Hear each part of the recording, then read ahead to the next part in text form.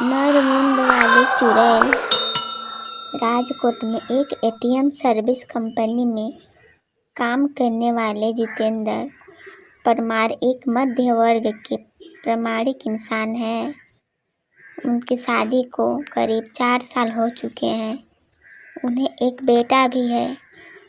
वैसे तो जितेंद्र पाठ पूजा में कम ही विश्वास करते हैं, पर रास्ते में मंदिर या मस्जिद आ जाए तो सिर झुका भी लेते हैं। जितेंद्र की नौकरी का समय तो दिन में 8:05 होता है, पर एटीएम मशीन का फॉल्ट आने पर उन्हें रात के किसी भी वक्त सर्विस देने जाना पड़ता है। अपने इस काम के चलते वह एक रात अपनी बाइक पर जा रहे थे।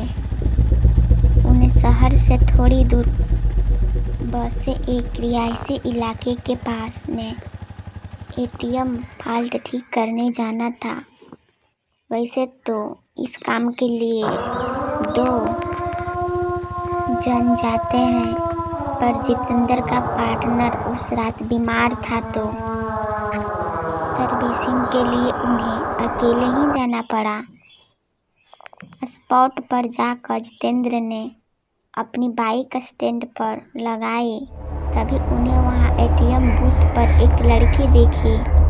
जितेंद्र ने सोचा कि उसे शायद पैसे निकालने होंगे। वह एटीएम मशीन ठीक होने का इंतज़ार कर रही होगी। फॉल्ट ठीक करने के लिए जैसे ही जितेंद्र एटीएम बूथ के अंदर आए तो वो लड़की भी अंदर आने लगी।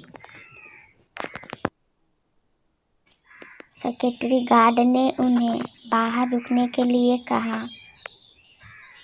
अब जितेंद्र अपना काम कर रहे थे, तभी अचानक उसकी नज़र एटीएम बूथ के बाहर गई। वहाँ उन्होंने जो देखा उसे देखकर उसके पसीने छूट गए। बाहर बड़ी लड़की एटीएम गार्ड की मुंड अपने हाथ में लिए खड़ी थी और वह जितेंद्र की ओर घूर रहे थे। यह सब देख जितेंद्र का दिल बेतहाशा तेजी से धड़कने लगा। उन्होंने वहां से नज़र हटा ली और सोचा कि ये उनका भ्रम होगा। वो ये सब सोच ही रहे थे कि तभी अचानक उनके सीनियर का फ़ोन बज उठा। यह फ़ोन वहाँ का फॉल्ट जल्दी ठीक करने के लिए था। काँपते काँपते जितेंद्र फिर से काम पर लग गए। थोड़े ही देर में उन्होंने एटीएम मशीन ठीक कर लिया। इस बार एटीएम बूथ से बाहर देखने पर सब नॉर्मल लग रहा था। वो लड़की भी वहाँ खड़ी थी और एटीएम बूथ का गार्ड भी उसके पास आराम से खड़ा था। जितेंद्र ने सोचा कि पहले जो भी देखा था वह सब उसका भ्रम होगा। वह काम निपटा कर सीधा अपनी बाइक की ओर दौड़ गया। जाने से पहले उन्होंने एक बार फिर एटीएम बूथ पर नज़र दौड़ाई। फिर से उसका दिल दहल गया। एक बार फिर बाहर खड़ी लड़की एटीएम गार्ड की मुंडी अपने हाथ में लिए खड़ी थी। इस भयानक नज़ारे को देखकर जितेंद्र बुरी तरह डर गए और जल्दी से वहां से भाग निकले। राजकोट वापस लौटते वक्त भी उन्हें बार बार यही भास हो रहा था कि उनकी बाइक के साथ कोई परछाई चल रही है। वे घबराए बाइक चलाए जा रहे थे कि न जाने कैसे अचानक ही उनकी बाइक बंद हो गई और ठीक एक बरगद के पेड़ के पास जाकर रुकी। जितेंद्र जी को यकीन नहीं हो रहा था कि उनके साथ ये सब सचमुच हो रहा है।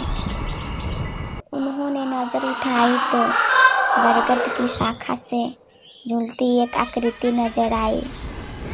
उसके हाथ में एक नरमुंड था और वो अजीब घबराहट भरी आवाज़ में कुछ बोल रही थी। जितेंद्र जी ने सब देखकर वहीं जड़ हो गए। न उनकी चीख निकली, न उनके अंदर हिलने की ताकत बची। चुड़ैल पेड़ से उतरी। उसके उल्टे पाँव देखकर जितेंद्र जी के पसीने छूट गए। उन्होंने आंखें मूंद ली और भगवान को याद करने लगे।